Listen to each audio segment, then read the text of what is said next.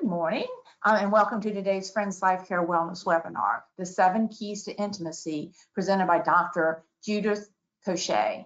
My name is Gail Tamarchio. I'm the Friends Life Care Director of Wellness Initiatives, and I'll also be your moderator for today's webinar. Before we get started, I'd just like to go over a few housekeeping things with you. The email that you received this morning had a link to today's handout, and it's also in the handout section of the interfaces on your computer.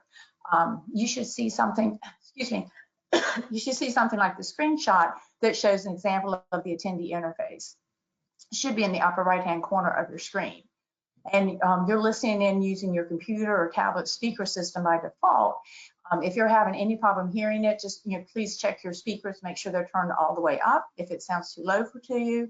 If you'd prefer to join over the phone, just select phone call and the dial-in information will be displayed.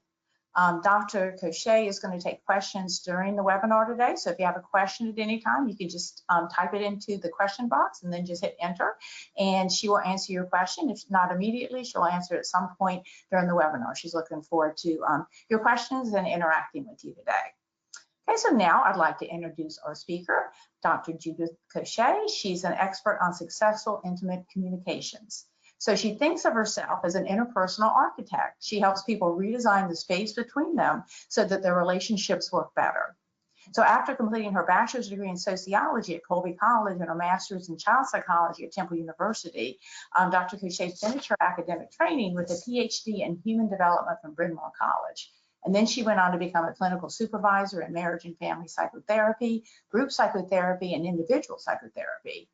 And as a clinical professor in the Department of Psychiatry at the Perelman Center at the University of Pennsylvania, Dr. Coche augments her 4 decades of clinical practice by teaching each psychiatric resident about the power of human interaction and group psychotherapy. So Dr. Coche has received awards for her skill in interpersonal therapy and has trained colleagues globally. Her vision has been to bring the best of mental health to the public. And to that end, you can check her out on TEDx and YouTube. She has some really interesting talks on there. And she's also the author of 4 books and 40 academic journal articles. And she has combined her plain talk with deep interpersonal expertise on shows including The Today Show and Good Morning America. Very impressive, Judith. So thank you so much for sharing your expertise and your time with us today. Looking forward to hearing what you have to say. Thank you, Gail. I'm delighted to join you. As you know, I am a member of Friends Life Care and have been for a long time. So welcome to the 7 keys to intimacy. What I'm going to do today is to speak as simply and clearly as I can about 7 skills that you can integrate into your own life in order to increase your own enjoyment of intimacy in your own life, or that you can go on and share with other people who may also have interest. In the last 4 decades, I've probably helped thousands or hundreds, I'm not sure, of couples and families and individuals turn their marriages from tortured, tasteless, and terrible to trusting, tenacious, and tender. How have I done this? Well, the answer is any which way I can, but what I want to do today is to help you enjoy intimacy skills through the holidays, enjoy those that you have, and perhaps learn a couple of new ones that you might not have thought of. As part of my work, I have done these deceptively simple intimacy skills to form the foundation of all of our loving relationships. So we're not just talking about romance here, be they with babies, senior citizens, kids, stepkids, close personal friends, ongoing loving partnership, or pets. We're going to be talking about a parrot. But reading about these skills and putting them in a drawer does absolutely no good. What needs to happen is that you need to look inside of yourself to see how you are feeling about things and resolve things inside of yourself in order to resolve things with other people. This presentation gives you 7 skills, and I'm illustrating with real people whose names I've camouflaged in order to teach you by giving you some examples. For each one, I will teach you the skill quickly tell you a very true story of someone, and field your questions at the end unless it feels to you like you need to ask me something quickly. But let's get a sort of a bottom line. I'm going to invite you to answer 3 questions for yourself. I made these up. And these have to do with the opposite of feeling blessed by intimacy. These have to do with feeling lonely. At some time in our lives, all of us feel lonely. That's perfectly normal. But see how you answer these 3 questions. How often do you feel unhappy doing too many things alone? Never, rarely, sometimes, or often. How often does it feel difficult for you to make friends? Never, rarely, sometimes, or often. And finally, how often do you feel as if nobody really understands you? Never, rarely, sometimes, or often. If you've been fortunate enough to respond never or rarely to these, congratulate yourself. If sometimes, then you're in the same position that many of us are. But if you've answered often to all 3, then I invite you to take these skills very seriously and see if you can put them into your life. And it only looks easy. It's not as easy as I'm making it sound, but it is absolutely worth the difference. I'm going to start by telling you some true stories about my own life because I think that it is a way that you can learn. And I will also be mixing in stories about clients, but I will of course be changing their names. Widow. The word rang hollow. It did not fit me because I wished it not true. My first husband was named Eric Coche. We managed his stage 1 thyroid cancer, which he got at age 42, but were taken by storm when metastatic skin cancer revisited him at age 48 with the fierceness of a stage 5 tropical cyclone, a destructive force of nature that cost his life. Eric Coche lit up rooms when he entered them. His soft Dutch-German accent, he was born in Holland, created a lilt that added interest. Speaking 5 languages, it was hard to tell who this man was and where he hailed from. From the tips of his dancing toes to the top of his philosophical head, Eric held your eye with the depth of the clinical psychologist he was, keeping you safe in his gentle brown eyes, making you ever so glad you had stopped to spend a minute or a quarter of a century with him.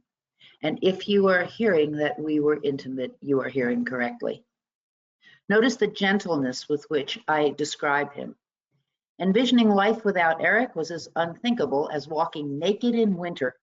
My soul lived zipped into his heart where it burrowed safe from harm's way. We kept no secrets. He knew me better than I knew myself. Even with full knowledge, he loved me without reservation. That's a neat trick.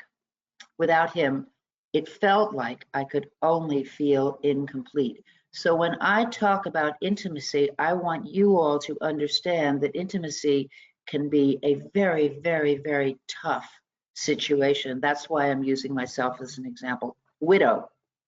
I spit the word out to see how I felt. I felt absolutely overpowered. I was 48. How do we love most skillfully? Each of us is vulnerable to the terror and the rawness of the loss of a father, a husband, a best friend, a child, a sister, a brother, a pet. Yes, a pet. But we must help each other move ever so haltingly into a new era of successful intimacy, because intimacy skills offer us the most delicious moments of our time on earth. To love really is our greatest human need. It makes sense that wrestling with intimacy becomes our primary life challenge. Today, we discuss 7 crucially important intimacy skills that you can use with friends and family. But first, let's put ourselves in the context of where we are. I wish I could tell you that this is not a year of social isolation, but it is a year of global terror, of mass confusion. The emotional dangers of loneliness are all around us, even if we are surrounded by people. When Gail and I spoke about creating a virtual holiday greeting card for you all on the comfort and joy of emotional and physical intimacy, I had secretly hoped, because it was some months ago, that we would no longer be worried as much as we are about the pandemic, and we are as worried, if not more worried, than before. All around us, people we know and love are feeling out of sorts with their lives during this 2020 holiday season. In my own family, a potluck Thanksgiving dinner has been a tradition as long as I can remember. It is both welcomed and expected, except for this year, when we are trying to figure out whether it will be too cold to have Thanksgiving outside at a large deck because we can't all fit inside in proximity to one another. Many of us have different kinds of intimate partners. My first intimate partner, I was about 5.5, swam in a glass bowl. It was one goldfish. It had figured out how to hop out of the bowl, which terrified me, but I managed to hold on to it. So you can be intimate with an animal that does nothing other than swim, that chirps, that barks, that meows, that I don't care what the animal does, because we can be intimate with our four-legged kids who pass for cats and dogs. So if it is difficult for you to make friends, you are in very, very good company. Perhaps you can make friends with a four-footed animal. I saw a piglet dressed up in a bathing suit with a little sun hat on at the beach in Stone Harbor. It was absolutely unforgettable. Close friends are intimates. We walk together, we talk together, we talk about the tough stuff in our lives, because that level of support can mean the world to us. Intimate does not necessarily mean sexual, it means close. Your own kids and grandkids, if you're really lucky, will be people that you will be intimate with. The ones who love you no matter what and greet you with that big hug that you can feel, even if they aren't there. I have a granddaughter, Sarah. I haven't seen her in weeks. I should be able to see her tomorrow. And she and I just kind of talk with each other because that's what we're able to do during the pandemic. Professionals that you invite into your world can feel like intimates, even if they don't share the same amount with you. Certainly psychotherapists feel like intimates. Masters in expertise in coaching can feel like intimates. Doctors, dentists, clergy, all of these people get access into our lives, even though we don't have access in theirs. So we are going to now be talking about the skills in intimacy. And the first one that I want to tell you about is that tenacity triumphs.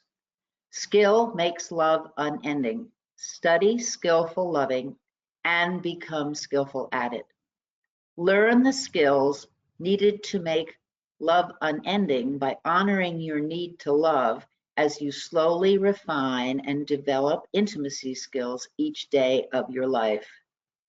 We now have many couples experts with extensive training in theory, research, and clinical practice in couples intimacy.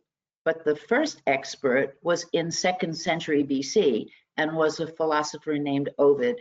He was correct when he said that skill makes love unending. There is no end to the skill that we can amass in intimacy, both with those we love and with ourselves. We need to grow in each era of our lives, and we need intimacy skills that are central. I'm going to tell you the story of Samuel. Samuel met and married a woman that he planned to have as his wife till their death, but she died 7 years later. He then became an exceptionally eligible bachelor at the age of about 66. He had met many women, but he wanted to meet a woman who was more senior, more intellectual, and more like he was. So he answered a classified ad, and he met Ellen. Ellen had never dated in her 50-some years of life. She was a complete newbie, but she liked Samuel. The mature voice that he carried and the good sense that he carried told her that she would meet him for a game of tennis, she offered, or perhaps dinner at a diner. She didn't want anything fancy. He learned that she's on the faculty of Bucks County Community College, where she is active in student affairs and uses her working knowledge of psychology. He was also very impressed that she has done therapy for much of her life.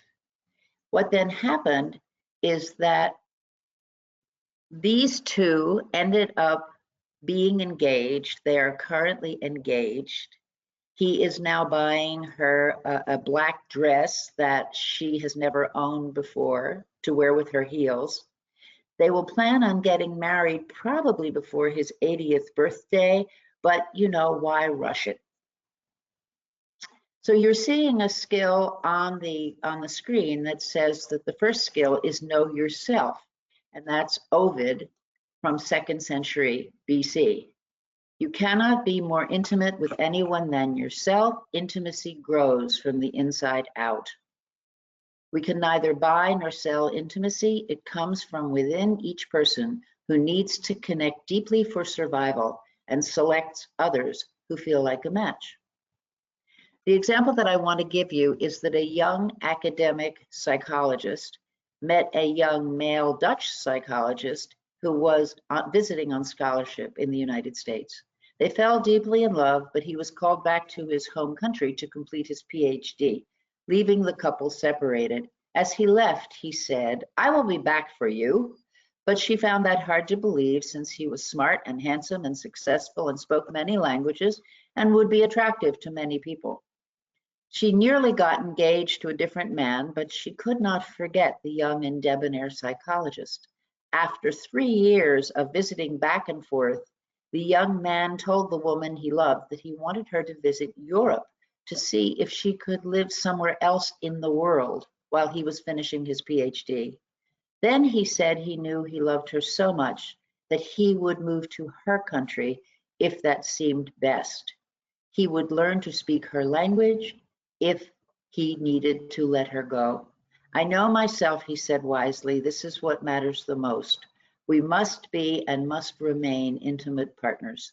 These years have taught me that I never want us to be apart until one of us dies." And so it came to pass that the young woman married and went to Europe with her beloved, where she learned a second language in order to be with him. And after a number of years, they returned to her country, where they lived until one of them died. And how do I know? I am that young woman. My first late husband was that young man. We found our match in each other and celebrated intimacy for 23 years before his untimely death from cancer. But the intimacy we shared is still with me 30 years and a successful second marriage later.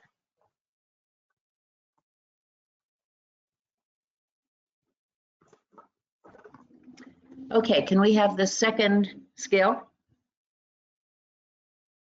Tenacity. Skill really does make love unending. What I want you to be aware of is that skill in loving is actually a very, very, very tricky thing. And if you've ever tried to be calm when you're not feeling very calm, you know how hard it is. But what I do think is really important is that you celebrate the tenacity and that you be glad that you are able to have it. The example that I want to tell you is of a couple who argued so incessantly as part of one of our couples groups that the other couples found it hard to manage them. They would argue about everything. They argued about how quickly she drove. She drove really fast. She had a Mercedes. She loved it. It was her pet, and she drove really fast. He still is very solid. They are still married, and they love each other deeply. What we were able to do was to help her understand that as long as she insisted on doing things that were dangerous, it was going to be very hard for him. And we could make him understand that she had this fabulous love of life. So this couple started out as a Catholic couple. They ended up having an illegitimate child. They gave the child away. They couldn't be apart. They stayed together. They married. They fought forever. They have 3 kids. And through couples therapy, they have taken advantage of that tenacity. And they are here to tell us that skill really does make love unending. Ready for the next slide. Okay, so this is one of my favorite stories. This is a true story. When I was a child, I was an only child, and I lived in Ballackinwood, Pennsylvania, in a small stone house. There was a very small area between my bedroom and the bathroom, and there was only one bathroom. One morning, I met my father, who was spectacular. In the middle of this landing, he was wearing his bathrobe, and he looked at me, and he said, "Judy." And I looked at him, and I said, "Yes, Dad." He said, "One sentence that I have never forgotten. Be careful whom you fall in love with." Now, you need to understand, I was 15, I was shy, I was tall, my legs went up to my armpits. This was not what was on my mind. It came completely out of the blue, and perhaps that's why I remember it. I went back to my room, I looked in the mirror, and I said, "What just happened?" And I have never forgotten it. It is one of the best sentences you will ever hear, because once you fall in love, it is very, very hard to redo what has already happened. It is hard to undo it, but you can do this in a way that is much safer if you are careful whom you fall in love with. Next slide, please.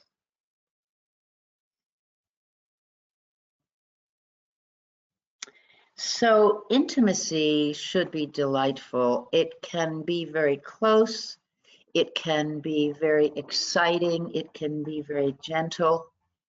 But by all means, if you have the gift of intimacy with anybody, including your cat, see if you can't create magic moments.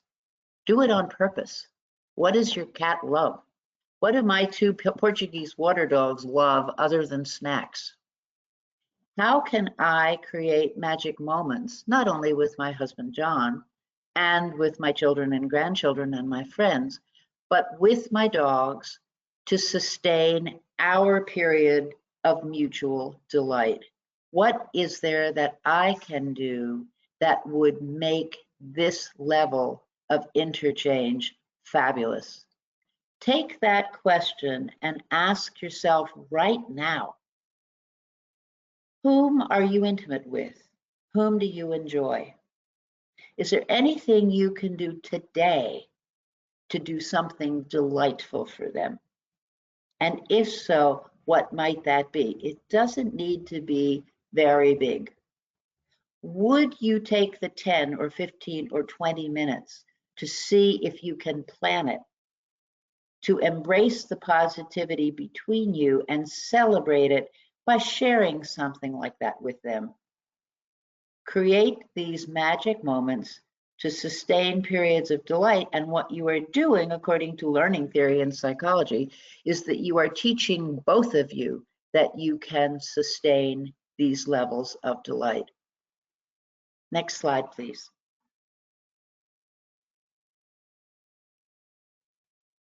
So this is a term that I use a lot. I don't know anybody else who uses it. Perhaps there are other people, but it's very, very helpful. This is mutual championing. So in mutual championing, we basically champion one another. I have a friend, and she and I like to spend time together, and we like to talk about things. And we sort of talk about tough things, but we also are cheerleaders for one another, because some of the things that all of us do in life are hard. And it's really nice to have a mutual champion. So I'm not only talking about whom you're coupled with. There, I would certainly hope that you would champion the other person even if and especially if they disagree with you. But in addition to that, I would want you to be able to do mutual championing with people that you teach. I teach and supervise psychiatric residents. I'm working with someone right now, and she is there for me as I am there for her, even if I am much more senior. And we can certainly think about that if we are talking about our relationship with animals, because my dog is exceptionally loyal to me at all times, and I am there for my dog. So these people become invaluable lifetime observers of our personal and our interpersonal history. And as so, they're exceptionally wonderful for us. Next slide, please. Okay. Intimacy is primarily nonverbal. I have been talking to you for quite some time. You are being very patient in allowing me to speak with you. I'm delighted to entertain questions now or at the end, whatever you would prefer. But in point of fact, most of our intimate communication is something that we read with our eyes, we feel it with our fingers, we sniff it with our nose. We use all of our senses in picking up intimate cues. I am sure for those of you who are coupled or have ever coupled, you can look into the eyes of your partner and you can read what in the world is going on. You don't even need to ask. And sometimes it may lead you to want to take, I'm taking a couple of steps back here, it may lead you to want to take a couple of steps back because it's scary. Can we teach you, we, those of us who are professionals, can we teach you how to resolve those kinds of intimate conflicts? The answer is yes, probably. And the probably really only depends on whether or not you want to learn. So the old days of dragging your partner in to do couples therapy are long past. We now have many, many couples who come in even before they're engaged in order to make sure that they can construct the early foundation of a very, very solid relationship that goes on for decades to come. And they have already learned, because they dance and they sing and they walk on the beach and they do things that couples do, to honor intimacy's primarily nonverbal language. Next slide, please.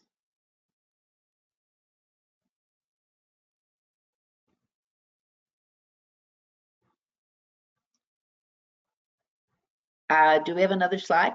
Here we go. Okay. So this is actually a very sad slide, because it talks about the need for love after loss. And it is really illustrated by the story of my first marriage. All of us experience loss. I'm sure everybody here remembers, if you love animals, remembers the loss of your first pet. I had a cat, Rusty, who liked to fall asleep in the sun and thought that the overhead lights, this is in Ballackinwood, the overhead lights on Levering Mill Road were the sun in the dark. And he would sneak out. We had a hole in our kitchen door. He could get out. And one evening he fell asleep in what he thought was the sun, and he was dead the next morning. I've never forgotten that. Did I go on to get another cat? I did. Before Eric died, my first husband died, he and I talked about it, and he said, you will go on and marry again because that's who you are. And I can only hope for you that you have as much happiness in the future as you and I have been able to share together, so that his capacity to look into the future and recognize that he would no longer be present on our earth, although he is very much with me in spirit, allowed him to help me work through my loss and go on to love again. And I would encourage you to do that in relation to yourself. Give yourself the time to work through loss. If you have lost a mother, a father, a child, the kids are probably the hardest. A brother, a sister. Give yourself 2 or 3 years. Do psychotherapy if it's valuable for you, so that you can put that into perspective and make it part of your future life. If you have lost a loving partner, allow that partner to be with you spiritually for the rest of your life, but then go out and see what you can figure out in terms of working through your loss so that you can love again. I'm making this sound much easier than it is, but it is actually easier for a lot of people than not doing it. Next slide, please. Oh, that's all. That's all the slides. Okay, that's Except all on the slides. Okay, so let's talk about loving carefully and being careful whom you fall in love with. Dad said, be careful whom you fall in love with, and now I want to give you an example. There's a man named Thad, that's what I'm calling him, that's not actually his name. And he has had one girlfriend after another for as long as I've known him, sometimes more than one at the same time. He's good at that. He doesn't tell them that they're part of a group. And he is known for saying, as part of his psychotherapy group, I like women and potato chips.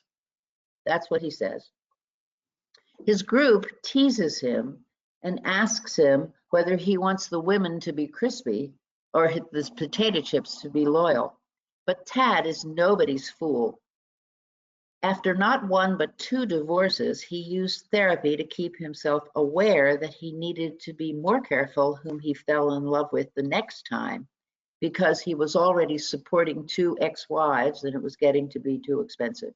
After many years of dating women simultaneously, and I'm talking about somebody who is now in their 70s, he met Karen, who is in her late 50s, early 60s, and they did fall in love, and she is his intellectual match.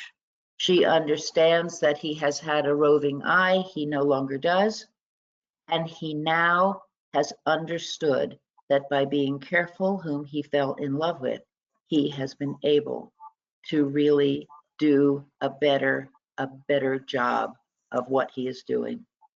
I also want to tell you about 2 sisters who are mutually championing each other. And these are people that I actually know. I have a very, very old friend. I'm going to call her Janet. And she lost her husband very much around the same time that I lost my first husband. She did not go on to date again. She said, that's it. I don't want to date anymore. I'm done. And so she moved by herself, and she moved all the way across the country. I went to visit her. She was very, very lonely. And I said, isn't there anybody that you would want to be closer to because you're so isolated out here? And she said, well, there's my sister, Alyssa, but you know, sometimes she and I fight. And I said, well, your sisters, do you think you could figure out how to work that through? Oh, I don't know. I don't know whether it's worth it. It's not that bad. I could just sort of stay out here. I have my son, I have my grandkid. But in point of fact, she did begin to try to work with her sister. And they talked about what would happen if they moved in together, because both of them were very much alone. And they decided that they could figure out how to deepen their intimacy skills with one another. And if they could do that, then they could move in together. That was probably about 12 years ago.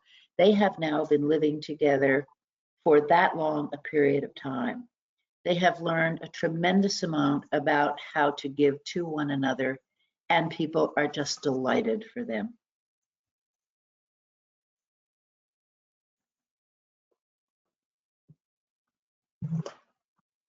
And Judith, I have As counterintuitive. Go ahead. Okay, so somebody just had a If we're not careful with whom we fall in love with and we do experience heartbreak, how do we open ourselves up to intimacy again? And I guess this applies to relationships, it applies to children of divorce, people that have trusted and then the trust has been broken. How do you get to the point where you can feel comfortable being intimate again? That's a wonderful question. Thank you for asking that question. And I invite some of you who have been sitting on questions and you're feeling a little bit shy to just open it up. I'm happy to field questions.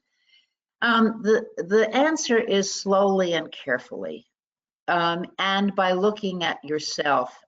It doesn't have to be psychotherapy. It doesn't have to be coaching. You don't have to pay for it.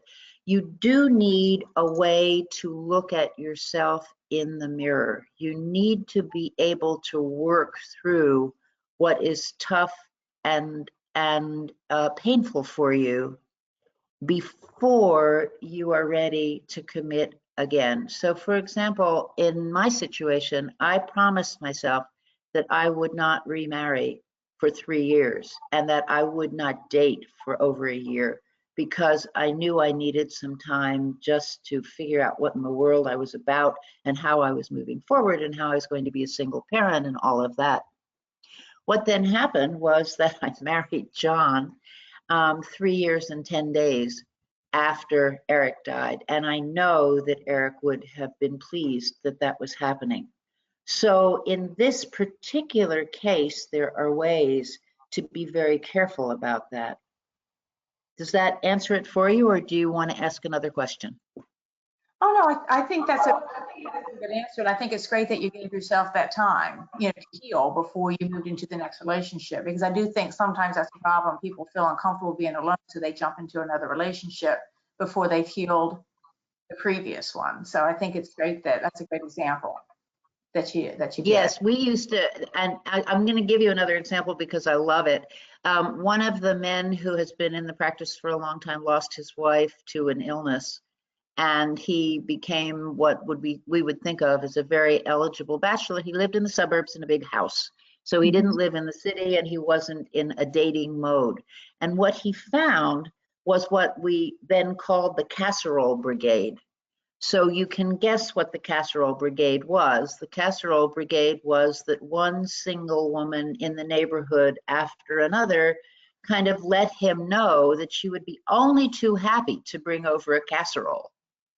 And so what then happened is that people reached out to him, and that made it somewhat easier for him. But it's not just letting the time pass, it's really working through the loss. So in psychotherapy, we think, and we suggest, that it takes somewhere between 3 and 5 years to manage a loss, the level of which I experienced, which was a husband who died at age 49. And that differs, of course, from person to person.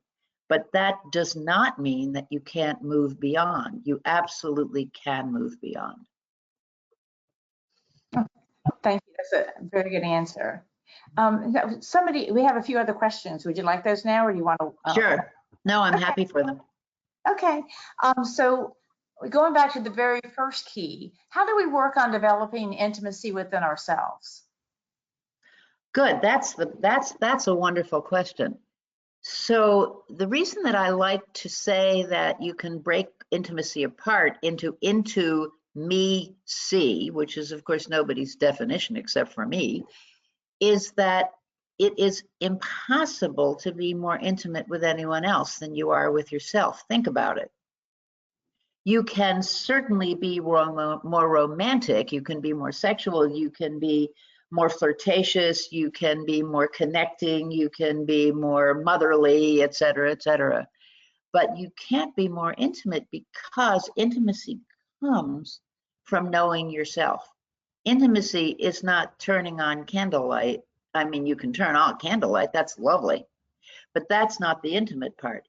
The intimate part comes in the letting a part of the self connect with the other person in a way that is very, very vulnerable and scary, especially if there's been a loss. And the loss could be a divorce, or it could be a death, or it could be some sort of unusual thing. So the loss can enable the loving, but only if you do the inside work. It starts with you. And if you take these 7 skills, apply them first and foremost to yourself, and then share those skills with the people that you want to be intimate with. Excellent answer. Thank you very much. So someone else had a question. What are some ways that you can create magic moments, especially during the pandemic when we're limited with what we can plan? Can't do too That much. is such a good question. I almost said, do you want us to think about how in the world we create magic moments when I don't know about you, but I follow the New York Times and it is really terrifying. And that's good reality testing. So there are some times when if you're not worried, there's something wrong with you. Yesterday, I spent an hour trying to talk somebody out of climbing on a plane because the person felt like getting away. And I was very worried. It was an older person who has been sick. And I was really worried about airports and whether or not you could continue to be safe. So the way that you start by being intimate with yourself is by figuring out who you are and what you want. Gail, can you ask me that question again? Because I'm not sure that I answered it fully. Oh, sure. No, this was just about how moments during the pandemic when we're limited with what we can magic plan. moments, yes. Okay, so magic moments, thank you. Magic moments depend on the person.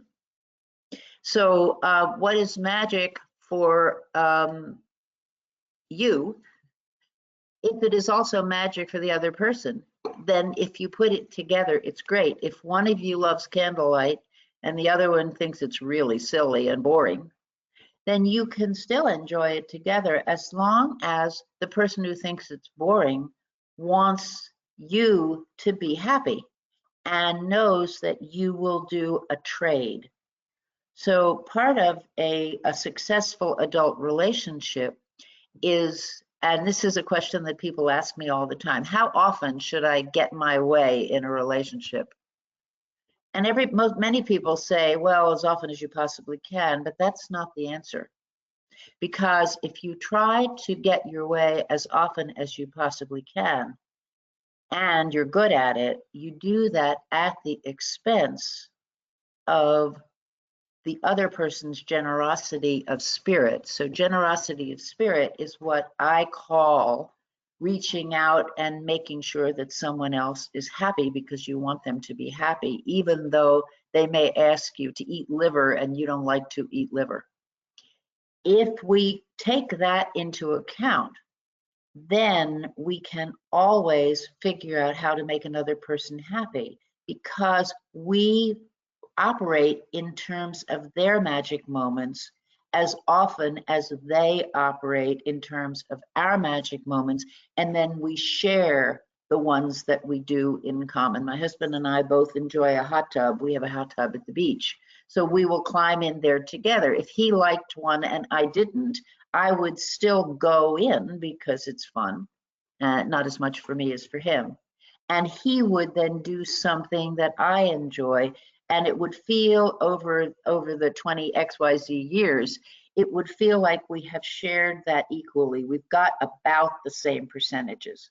So in terms of the delight, it's not just that it delights you, it's that it delights either of you and or both of you often enough that it always feels fair. I hope that helps. Mm-hmm. Oh, that's a very good answer. And kind of as a follow-up for like magic moments, it's harder to have magic moments these days just because we can't see a lot of the special people that are in our lives. So do you have any suggestions to establish intimacy with friends and family like during this time? Yes. Yes. We can't take anything for granted. So what we have to do is to make things purposeful, which it's a nuisance. It means going out of your way. It means getting it set up. It means getting it organized. It means making time for it. It means structuring a way that you can come together and spend time jointly. So whereas we normally have a whole lot more freedom of movement, I happen to be at Rittenhouse Square in Philadelphia right now because that's where one of our homes is. And there are not as many people on the streets. There are not as many people in the park. People are not out and about. If they want to be together, they are setting it up for themselves. And they are doing it in a way that feels safe to them.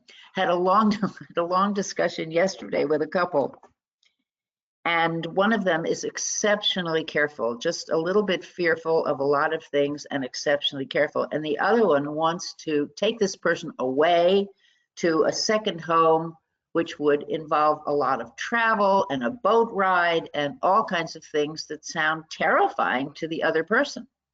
So what we need to do in a situation like that is to make sure that we reach out to other people in a way that is also comfortable for them. Otherwise, it's not delightful. It feels scary. And if it feels scary, then it's really hard. And I will also tell you another story of a different couple who were going to attend, this is true as well, who are going to attend one of the adult children's weddings, which was in a deeply foreign country. It wasn't Japan or Africa, but it was a country it was a place like the outer edges of Japan, which I've been to, which are gorgeous, or parts of Africa that feel a little bit wild, which I've also been to. And what this person wanted to do was to bring bottled water. Well, can you imagine bringing bottled water? So the partner said, we don't really need bottled water. We're staying in a 5-star hotel. We don't really need it. And they went back and forth on it for quite a long period of time until both of them felt safe enough to have moments of delight in that trip rather than worrying and feeling insecure. So a lot of this is really about taking the other person's concerns into account, which during a pandemic the concerns are not necessarily reasonable because we don't even know what to be afraid of. But we can certainly get through it by listening carefully to one another.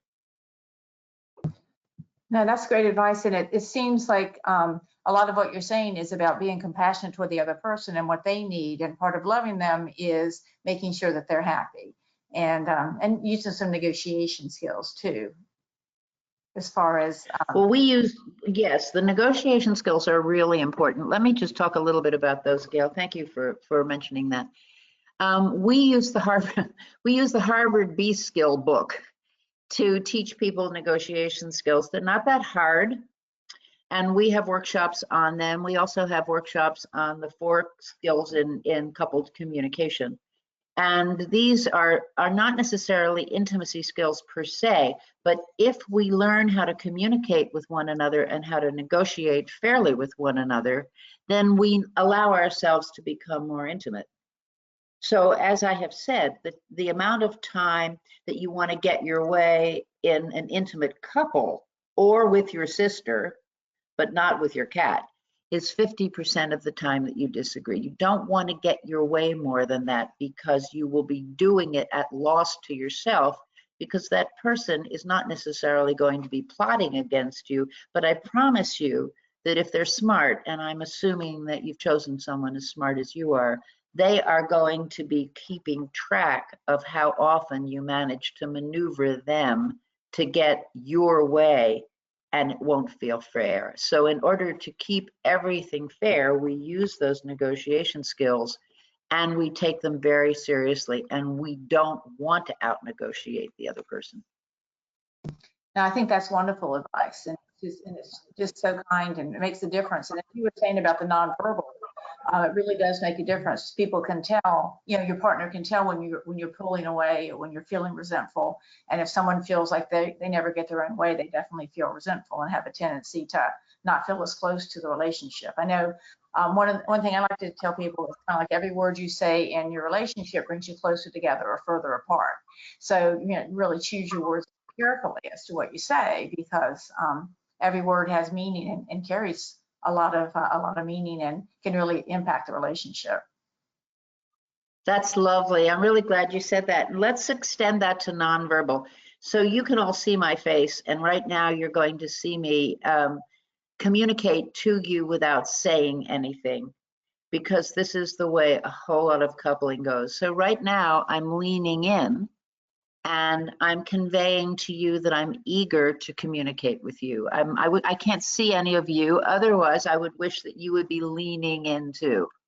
Now I'm going to do something else. And Gail, maybe you can guess what I'm doing. What am I doing? You're kind of tuned out, I would say. I'm not very interested in what's going on now. Yeah, I'm actually pouting. This is me pouting. You can't see that I'm looking really seriously unhappy. But if you could, you would see that my face is sort of in a grimace. And this is all I need to do. There are no words, I promise you. Even my husband, John, who is pretty good at language, would not be able to crack through this if I didn't want him to. So let's do another one. Let's do this. What am I saying? It looks like you don't understand, like you're confused, like you don't understand what's going on. Either I'm confused. Yeah, that could be that I'm confused. It could also be that that I don't agree. It's like, what? So either I'm confused and or I'm pushing back, but I'm not giving you the graciousness to be honest with you. Gail, I really disagree with that. Is there a way that we could talk that through and negotiate it until we can come to agreement? Because I'm sure we're both good at that. That's an entirely different statement than this. You want a what? So be careful of your nonverbal communication. And if you want to, especially if you're in a family relationship with people, when it's quiet and you have to choose these moments, if you choose the wrong moment, it just doesn't work. You can ask, can we talk a little bit about the way that you conveyed your displeasure to me the other night? Because it was really hard for me to hear it, and I want to be able to hear you. And I don't think you were doing it on purpose. I think you were just tired and a little bit kind of grouchy because we've been in the house all the time and we haven't been able to get out.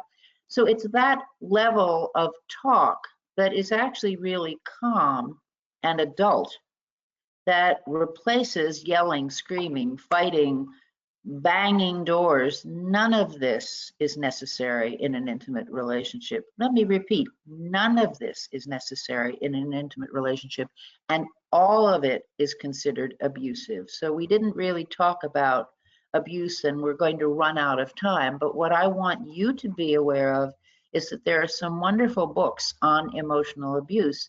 And what we're talking about are the keys to intimacy. So we're talking about things that make me smile and happy. But they repair relationships that have been dangerous for people, emotionally dangerous. So when I say that I have helped people make this huge step from feeling out of sorts or victimized or abused or enraged or just not heard, to being able to speak gently and quietly with each other and respect each other's nonverbal communication. What you are hearing is that these are not only couples, but also, I also work with a lot of families. These are families who are very modest. They are open to themselves. They are willing to admit their mistakes. They are not pointing the finger at their partner as the person who's doing everything wrong. And when two people or a family comes together in that way, they are able to shift from some of the ugliness that is part of disturbed communication to the intimacy skills that we are talking about. I've made it sound easy because we only have an hour.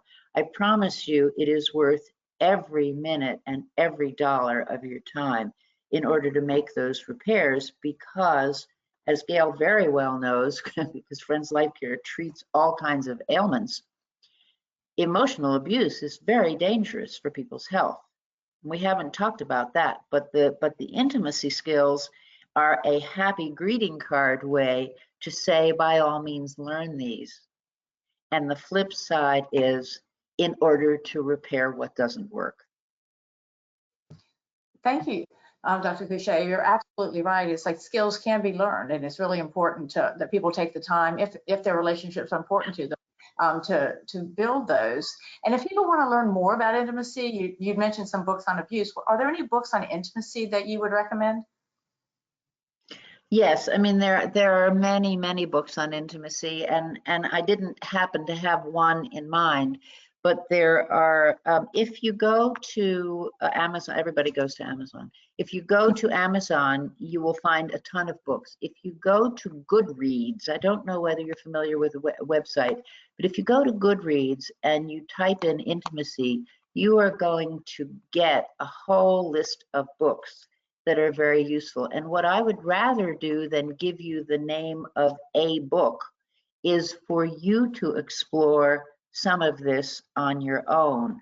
What I will also suggest that you do is, by all means, there are so many things online now. There are courses that you can take. There are people that you can listen to. Take a look at their credentials in order to understand whether they know what they're doing, because there are a lot of people who believe that they understand how to help with intimacy when in fact they aren't skilled. Take a look at the credentials and try it out. If it fits for you, by all means keep reading. If it doesn't fit for you, keep looking and you will find others. And you have ways of contacting me. I can see right here that you can get to me. So by all means, contact me, drjudithcoche@gmail.com, and I'll be happy to help you figure out a book for yourself to read. Well, Dr. Coche, thank you so much for your talk today, and thanks to everyone for attending today's webinar. And once you leave today's webinar, you're going to receive a quick survey, and it'll just take you a few seconds to give us some feedback so we can continue to improve and bring you wellness webinars that would enhance your life. You're also going to receive a follow-up email within 4 hours with a link to view a recording of today's webinar, so you can view it again or you can share it with others. The email will also contain information on our next Bigger Wellness webinar, which is Microbiology 101, Meet the Germs, which is being held at 11 a.m. on Tuesday, December the 8th. And also you can find recordings of our past wellness webinars on the Friends Life Care website. So thank you all for joining us today. And Dr. Coche, thank you again for a wonderful talk. We really appreciate it. Hope everyone has a wonderful day. All right, thanks. Take care. Bye-bye. Take care. Bye.